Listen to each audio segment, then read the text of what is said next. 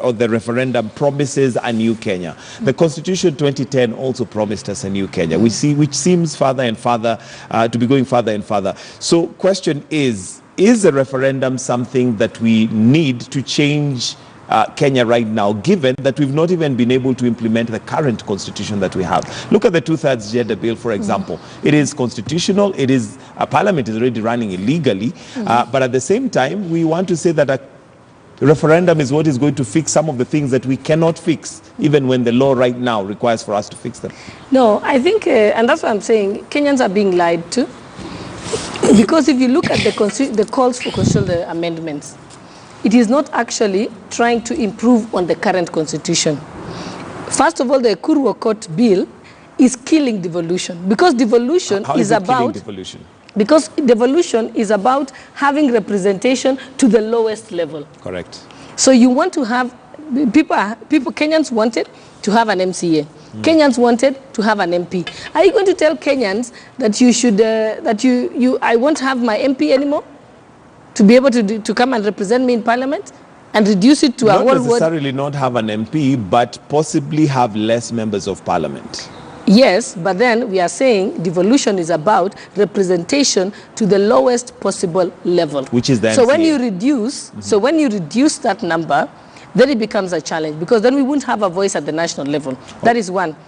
The other thing that is wait, before you move from that point, maybe just to ask you, the fact that we have the number of members of parliament that we have now, is that translating to services? The answer might be no. It is, actually. In what way? You know, I think many people, and a lot of the young generation, don't remember a time when there was a road that had a problem in your county. Do you know you had to actually come to Nairobi, to the Ministry of Roads? When there was a problem with electricity or agriculture, you had to come to Nairobi to the Ministry of Agriculture. Today, you actually have someone at the county level representing you. And the question should not, there is no such thing as over-representation. The question is, are they representing us properly? Adequately. Adequately. That is what should be asked. And I don't think Kenyans have complained about that. And if it is cost, Kenyans are being lied to.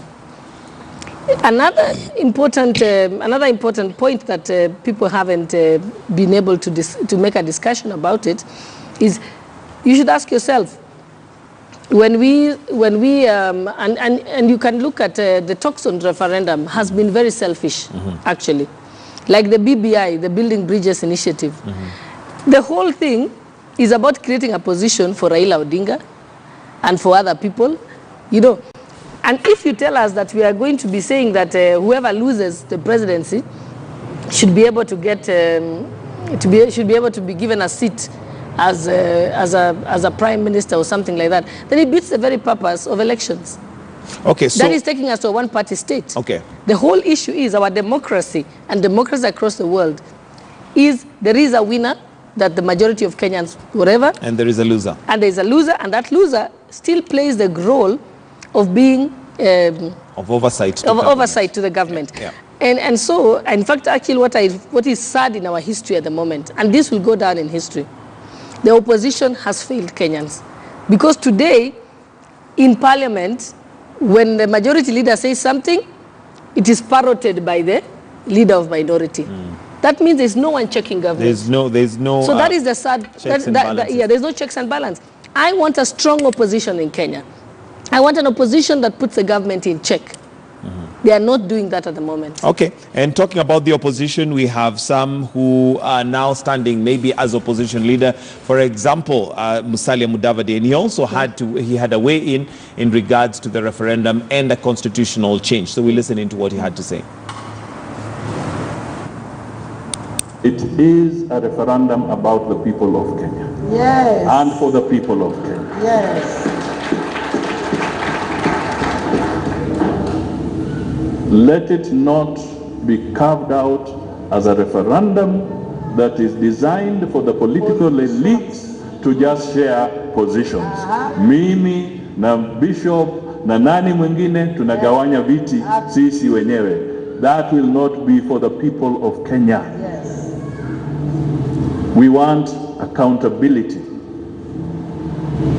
We want our resources to be used properly. We want to have water in our taps and not in borders. We want to have our medicine in hospitals and not in go-downs where they cannot be accessed. Yeah. We want to have sufficient teaching material and a number of teachers that are required to make sure the new curriculum is implemented properly. We want to make sure that the young people can have access to credit, because their pride is for them to be able to feed their young wife and children and not to beg. Yes. That should be the direction in which we are going to take the referendum. Musalia Mudavadi there explains or describes is an ideal Kenya. But are we able to achieve that ideal Kenya? Kevin, the constitution that we have currently, is it able to deliver that ideal Kenya? Because again, we might go through the rigors of discussing a constitutional change, yet it's a mirage that we're chasing. It is. This constitution is able to give Kenyans that ideal Kenya. Why? Because one, it sets the institutional framework that there is a governance system.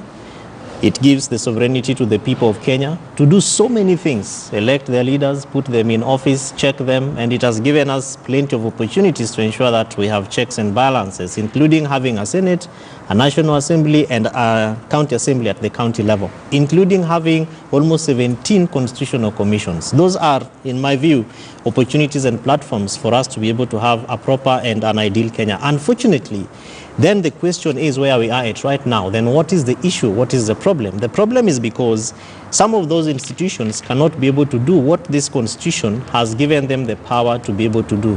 How? For example, to deal with corruption. Two, we have a devolved system of governance which has been stifled of resources for the past 6 years that we have had devolution.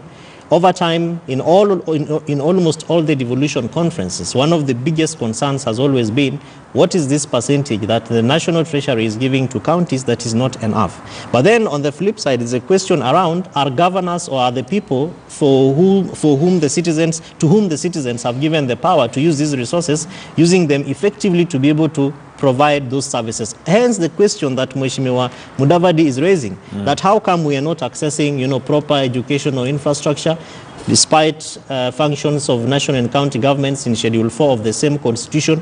How come healthcare is still an issue? We are having, nurses going on strike, doctors going on strike. We cannot be able to have medicine in our health facilities.